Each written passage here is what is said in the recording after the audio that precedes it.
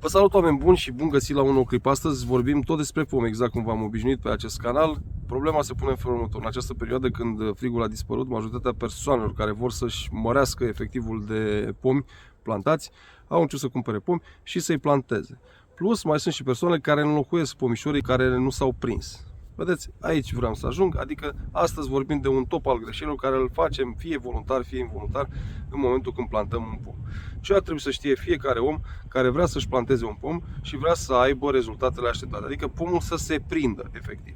Începem cu prima greșeală care o facem, v-am spus, fie voluntar, fie involuntar, în momentul când cumpărăm pomul. Pomii trebuie să cumpărați doar din locurile speciale amenajate, unde găsiți pomi de vânzare, din pepinierele cu renume sau mai puțin cunoscute și, nu în ultimul rând, de la oamenii autorizați care fac comerț cu astfel de pomișori.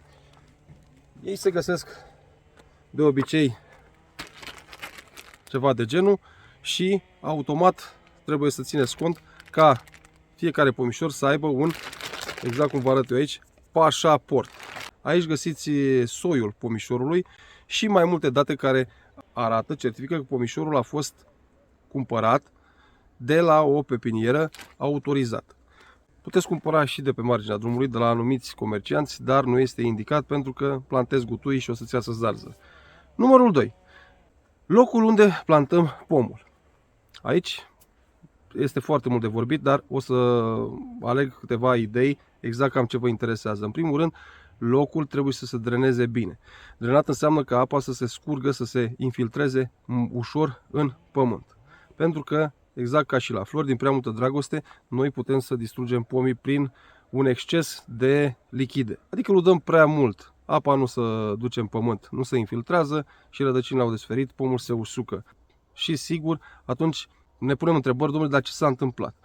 Acesta este unul dintre motive pentru care locul trebuie să fie un loc care se drenează. Ca să vezi dacă se drenează sau nu terenul, pentru că poate nu ai o experiență necesară, poți vedea prin anumite semne care ți le dă zona, adică iarba care crește în acea zonă este mai viu colorată. Există plante care se dezvoltă mai mult. Pe pomii din jur apar anumite pete, anumiți licheni care indică că zona este umedă. Dar să vezi dacă se drenează sau nu bine, ia un fier, de obicei o țeavă care este rotundă, bat-o cu un ciocan în pământ și gaura pe care ai făcut-o de 40 de cm umple-o de 2-3 ori cu apă. În momentul în care apa nu dispare din acea zonă, pentru că automat prin bătaie pereții s-au izolat cumva și vorbim numai de partea inferioară unde ar trebui să se ducă apa și apa nu se duce, adică gaura rămâne plină cu apă, atunci înseamnă că este o problemă și îți va da de gândit dacă plantezi sau nu pomul în acea zonă.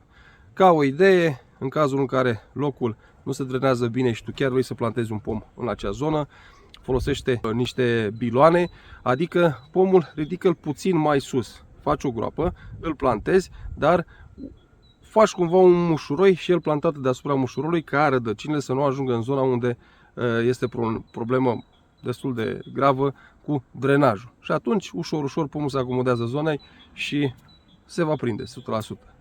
Majoritatea dintre noi, când facem o groapă, o facem așa. Am mai văzut pe cineva care spunea, zice, domnule, facem groapa exact cât este de la partea inferioară, deci de aici, până la locul unde a fost altoit.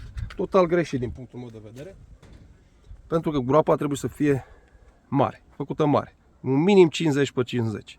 De ce? Pentru că rădăcinile trebuie să se dezvolte foarte ușor. 2 la mână. În momentul în care noi plantăm, exact cum v-am arătat și în alt clip, un substrat de cel puțin 10 cm de pământ se va pune pe fundul gropii. De ce?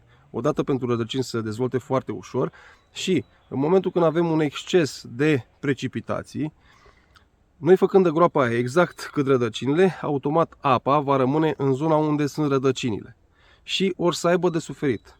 Vedeți, vă spuneam acum câteva secunde despre drenajul solului.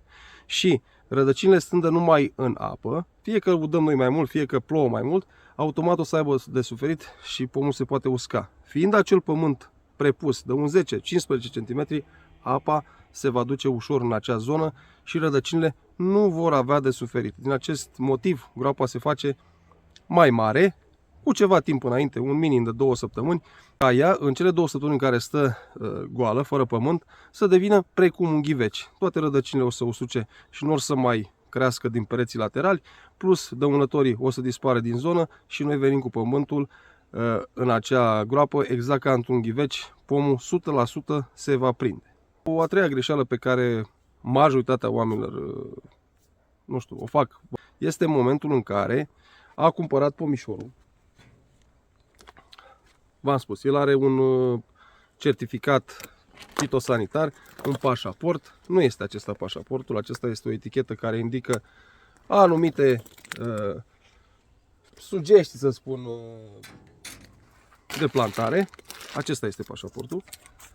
Deci, majoritatea oamenilor când cumpără acești pomișori, vedeți noastră, ei vin ambalați într-o chestie din aceasta de plastic.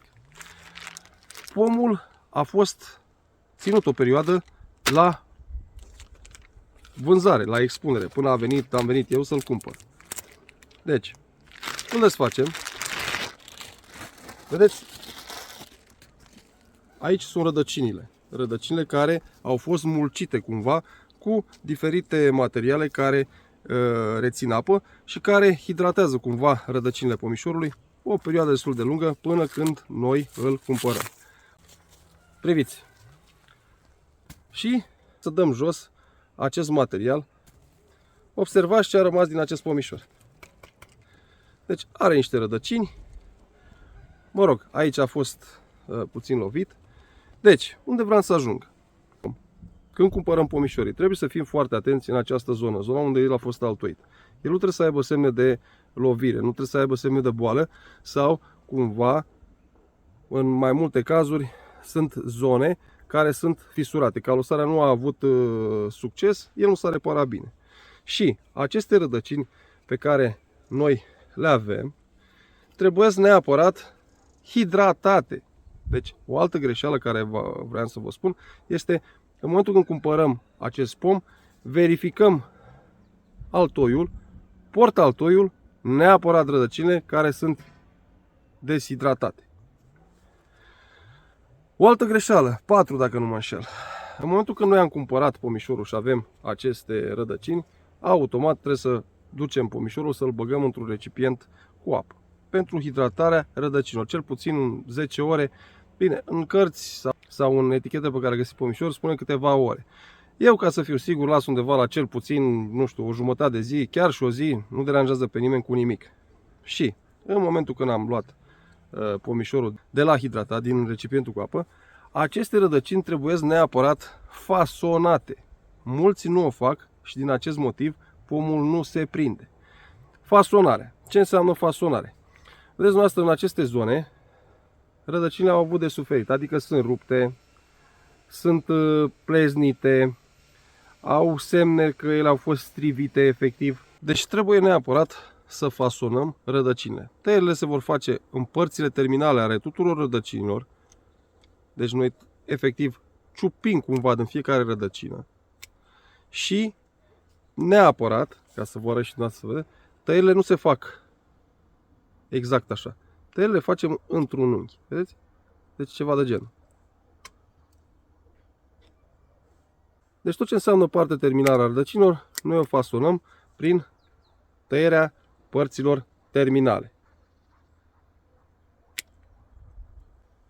Observați, este foarte simplu, dar foarte util.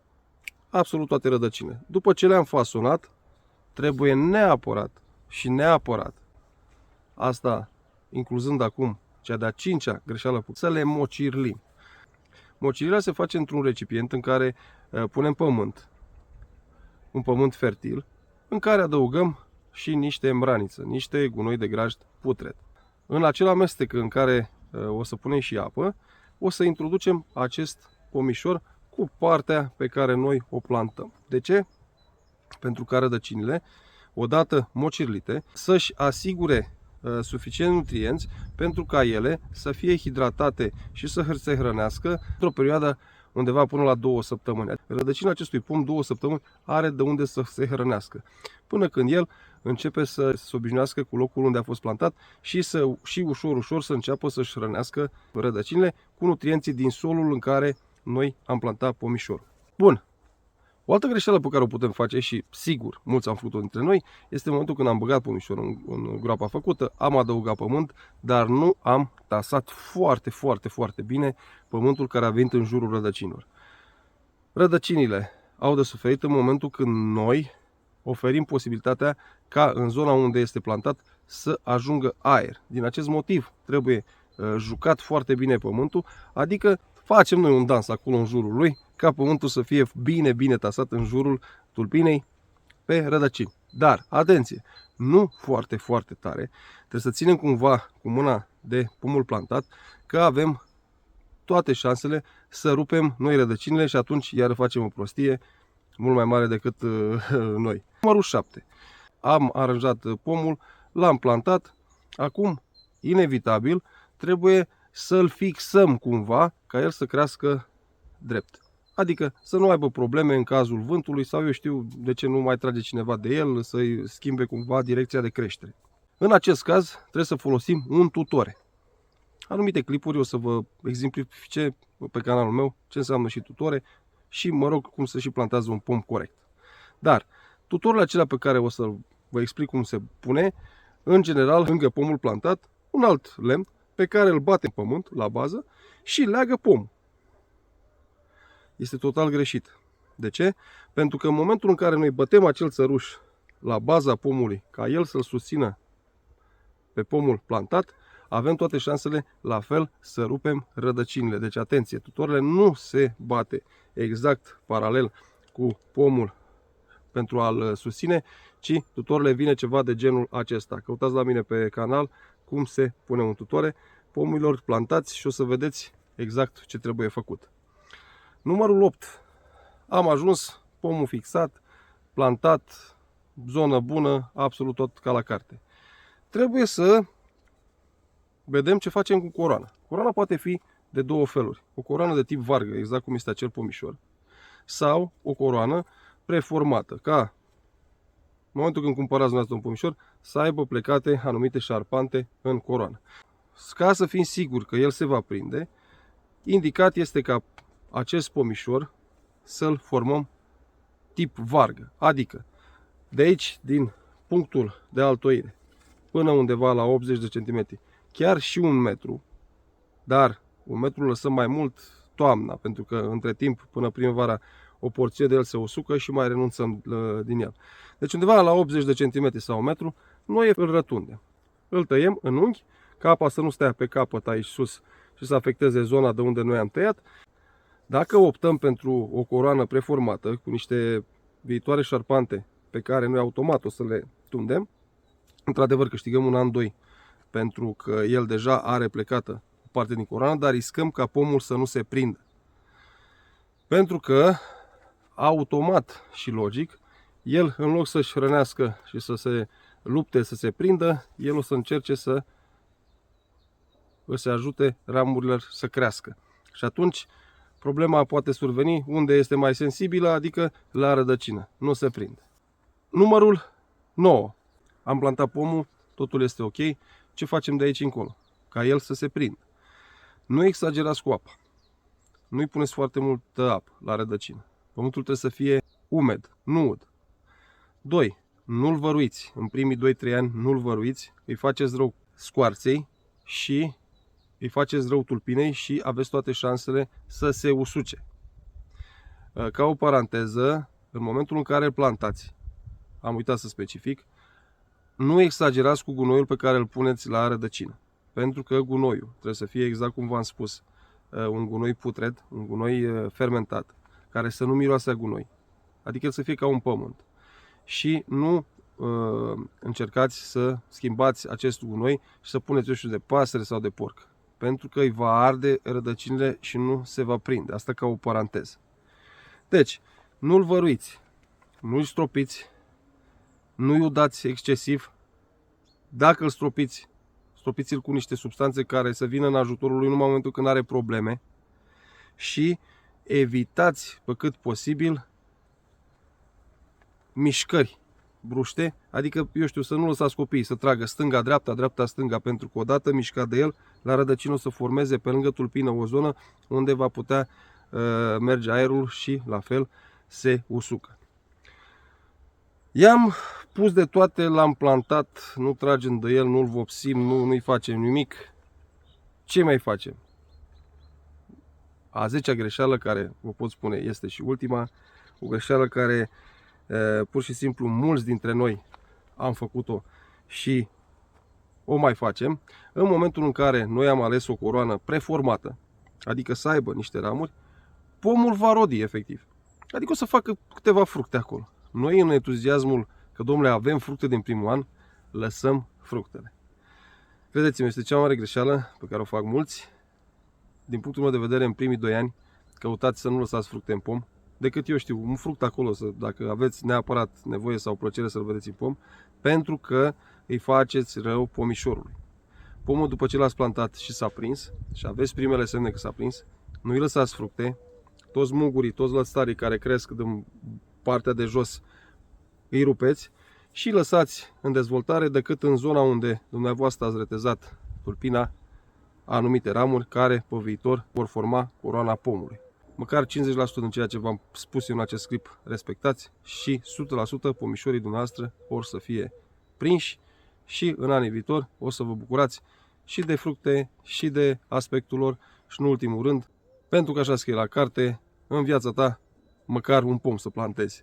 Și bine, sunt mai multe sfaturi, dar nu intrăm în alte detalii.